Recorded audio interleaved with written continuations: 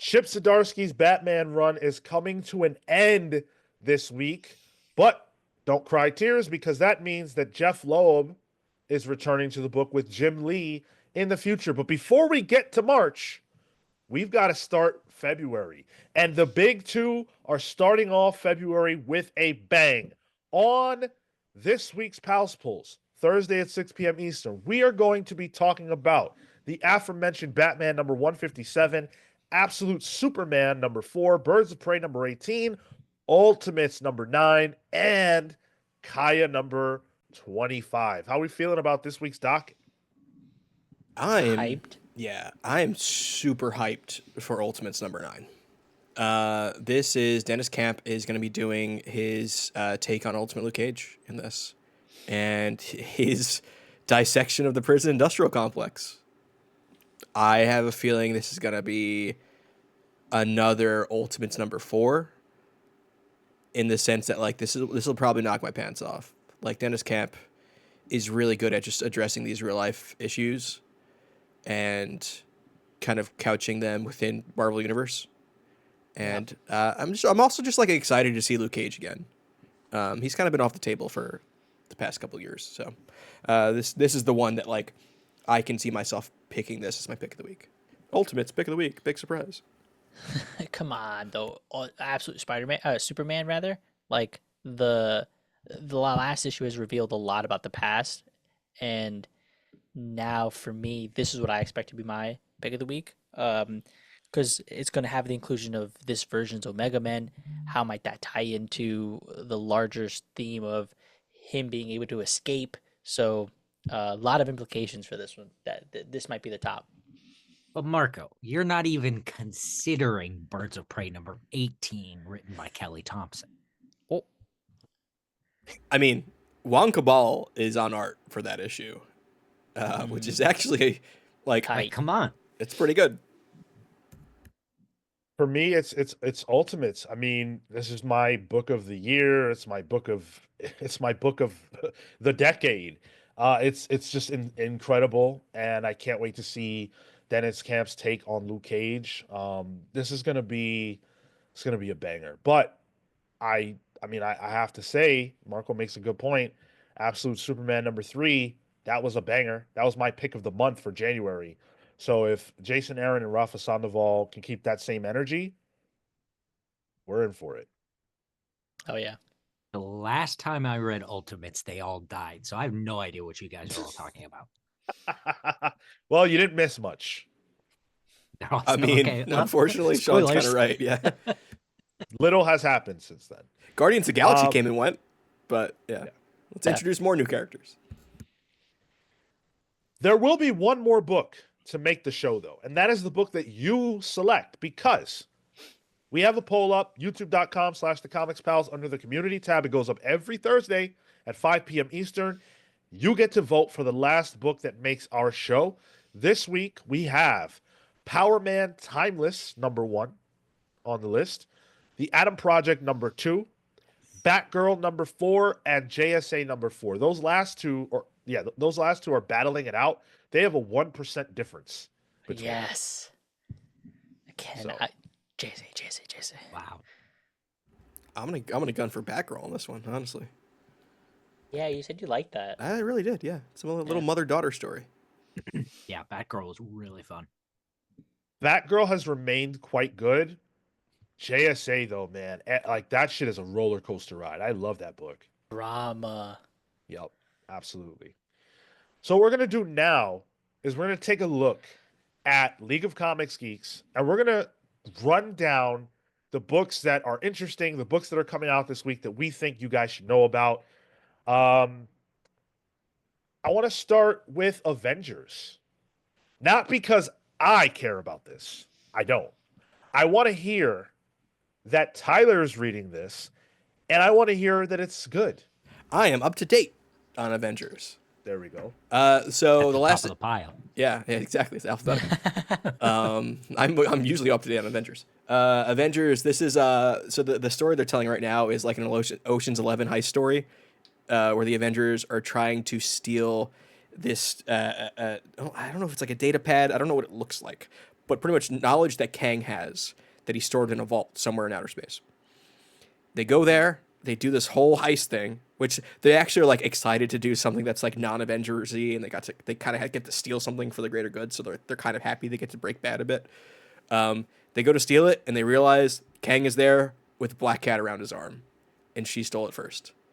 So now this will be part 2 of that.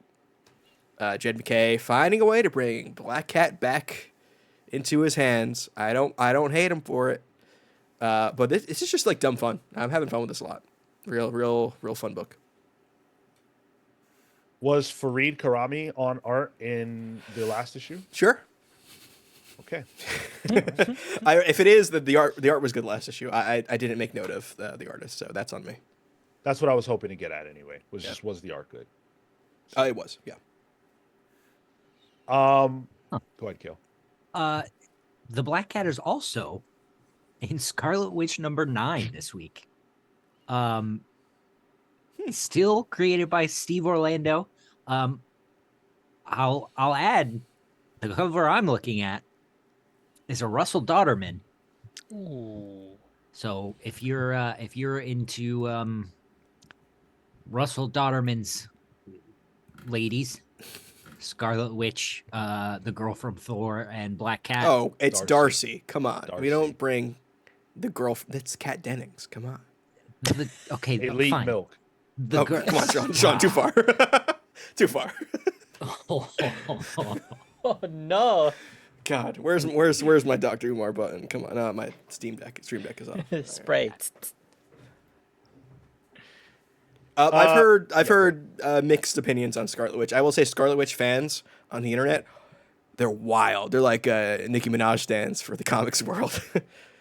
Oh, maybe even like Swifties, honestly. So I will not speak on that book. That's something as I, a white person, understand. Mm-hmm. The Swifties one. Sure. Right. Now, I told you guys that I decided not to drop Phoenix, and I kept buying it. I have recently caught up. Oh, okay. Yes, I recently caught up, and I made the decision that I will be dropping it because I, in fact, do not like this book. My instincts were accurate. This book just doesn't have it for me. As a fan of Jean, as a fan of the Phoenix, it just doesn't feel right, unfortunately. Like they're trying. Stephanie Phillips is definitely trying, but I just don't know what she really has to say about this character that warrants a solo series. And pairing her up with villains like the Black Order and Gore would seem like a way to have her up against similarly powered people. But knowing the Phoenix, I know that they're not similarly powered. She's way more powerful than them. And there's just not really a way to present conflict for her on a scale that makes sense for her power. It validates my feeling that this just shouldn't be a book. I just don't think there's a lot there. Counterpoint. Well, can I Go ahead, add to what he says before you? Especially if I'm correct, the format is like those characters show up for one issue, maybe two. Kind of, sort of. They're there. They're kind of around. Yeah, I think there were 2 that I read. Like for a character like Gore the God Butcher, and even like the entire Black Order, like that should really be given an arc. Gore was literally in 1 issue. Yeah.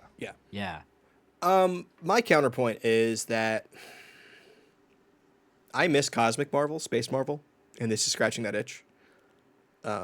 Yes, for Phoenix fans, I guess maybe having that in a Jean Grey book is not what they want. But also, I think like the end of Krakoa, technically this Jean Grey is a little less powerful because the Phoenix got reborn in the White Hot Room. God, don't bring me back to that time. But I guess there is some power scaling that they did to the Phoenix, but it's also the Phoenix, so whatever. I'm enjoying it because it is putting Jean in unknown territory, which is fresh and new to me. I also wanted to say a few words about Two-Face because I read the 2nd issue of this. These are like my 2 favorite comic book characters, Two-Face and Phoenix. And unfortunately, I'm not going to continue with this book either. As good as it looks, because it does look really good. The art is by Fabio Veras. I can't stick by it, man. I just can't. It's not. I don't care to see Two Face as a solo character. I really like him in the context of Batman's world, and so this just isn't doing it for me. This issue, number 3, brings in Babyface, which, geez, I don't, or Baby Doll rather. Baby Doll, yeah, Baby I Doll, love yeah. Baby Oh, Doll. yeah. To sorry, the Royal Rumbles tonight. It's stuck in my head. To I guess have Two Face have to defend Baby Doll in that, and Baby Doll's a character that has existed in comics, but like most notably Batman the Animated Series. Yeah. So that's exciting for me. I have issue 2, haven't gotten to it, but I'm excited to check this one out at least. I'll probably be picking this up. Okay. I was gonna shout out Namor. So I caught up for the Jason Aaron interview we had, and I was kind of down on it, but we've started the World War C, the kings of different, yeah, the kings of different, the seven kings have started this big war, and we're slowly learning new truths and things about Atlantis. So I'm gonna give it another shot. I'm gonna see where we get to with this series, because there are things about Namor that he's kind of a dickhead, but there are moments of redeeming character quality. He committed And genocide on Wakanda. in one of the issues earlier, like in 3 or 4, he like crosses path with his old man, and he just fucking belittles the guy, but then he gives him like a mercy killing. So there's these weird, I have these weird That feelings makes up about, for it. He's just a well, dickhead. He's but just kind of a dickhead. I He have said these that, Tyler. Like, there's these weird feelings about the character that I'm trying to wrestle with. I'm trying to like pin down for what Aaron's trying to get across. So hopefully this one brings me fully on board. Speaking of Jason Aaron, I wanted to talk about Batman Off-World, which is returning finally. We have waited months. One of the most delayed books we've gotten in the last year. We've waited months for this finale issue. Batman Off-World has been really strong, and it's not a book that I expected to enjoy too much because it takes Batman away from his comfort zone of Gotham City, and it puts him in space, and it puts him in a position where he's a prisoner. He's essentially on like a prison ship type thing. And he's trying to fight back, and he's fighting for Gotham in a roundabout way. It's written by Jason Aaron with art by Doug Mahnke, and it's incredible. I can't wait to see how they wrap things up. Um, this is a book that like a lot of people have enjoyed that nobody thought was going to be anything. So it proves that Mm. Jason Aaron still has heat in him, and hopefully this issue sticks to landing. The Adam Project #2. I know it's on the poll, but it's not gonna win. So I did want to shout it out because I really liked the first issue. Perkins on art builds this really cool sci-fi Vertigo mood, and Perot and Ridley on writing duties here, I think do a really good job of being able to capture like intrigue and also a bit of moral quandary. How right are they in giving these people their powers back? How right are they in containing people? What is the right way forward for these things? So there's a lot of questions in the air, and there's the mystery of the Atom kind of in the background, just Captain Atom in the background. Is he crazy? What's going on with him? So I do want to read this one. I'm excited for it. hey, speaking of delayed books, Snot Girl is back. Remember that? Brian Lee O'Malley and Leslie Hung's Image series. This is number 18. And the last one must have come out in. So this actually is the third issue back for them. Is it? Yeah, Which yeah. Yeah. factors into you being away for a little bit. I guess so, yeah. Yeah. It says, so the synopsis says it's the sequel to Weekend, a plot line we definitely remember. So I feel right at home. Dude, Weekend was a great issue of Stock early on. Sure. I think that's I definitely remember it. with her with Stock Girl and her girlfriend who was her crush at the time. They kind of get stranded together for a weekend, and it's okay. I'm excited for this. That's good. The last book I personally wanted to shout out is The Sacrificers, number 14. The Sacrificers, I am very comfortable saying, is one of the best comics on the stands right Hmm. now. It is insanely good. It is Rick Remender. It's the style of Rick Remender you probably like, perfected. It takes everything that Rick Remender does really well and some of the new skills that he's learned, like less is more, and he's applying it all to this book that is so dark and so heavy. Um, but there's so much payoff. Uh, just to give you guys a basic idea of what's happening on this world, gods are real. They take sacrifices in the form of children from families in order to keep the world going. And one of those children decided, I'm not going to be sacrificed. I'm going to fight back. He gets some powers. And one of the things you love about the book is that it's giving you that catharsis of being able to fight back against your oppressors. Not to mention the Max Fiumara artwork is some of the best on the stands right now. Max Fiumara is a beast. If you have Yeah. not given this a chance, I implore you to do so. The Sacrificers is a tremendous book. Yeah, Fiumara on art was what I remember the most from reading that. I'm behind, but I did enjoy what I read. Can I shout out Grimm number 21? Please. So, we talked about Stephanie Phillips on Phoenix earlier, but this is Stephanie Phillips' book at Boom with Flaviano on art, Rico Renzi on colors. This is the first issue back after issue 20, which was back in October. So a little bit of a hiatus. But this is one of my favorite books on the stands right now. It deals with a bunch of Grim Reapers. The Grim Reaper is almost like a job in this world. And something is wrong with the act of death. And right now on Earth, nobody is dying. Things are bad, and it deals with family drama, daddy issues, love stories. There's a lot of stuff in this. Great side characters. The Flaviano art is so damn good. I think I first got introduced to Flaviano. I think it was like in Power Man and Iron Fist, way back when. And this just continues to be good, so I'm really happy to see this back. Awesome. One last shout out I have is pretty far down, but Bronze Faces. It's a new number one by from Boom, and it actually has the artist, and the reason I'm calling it out, Alexandri Tefenki, Once Upon a Time at the End of the World, but also The Good Asian, which I really enjoyed. Shobo and Shaf Coker, are coming from the writers from the New Masters. I'm not familiar with that one, but I'm giving it off the art alone.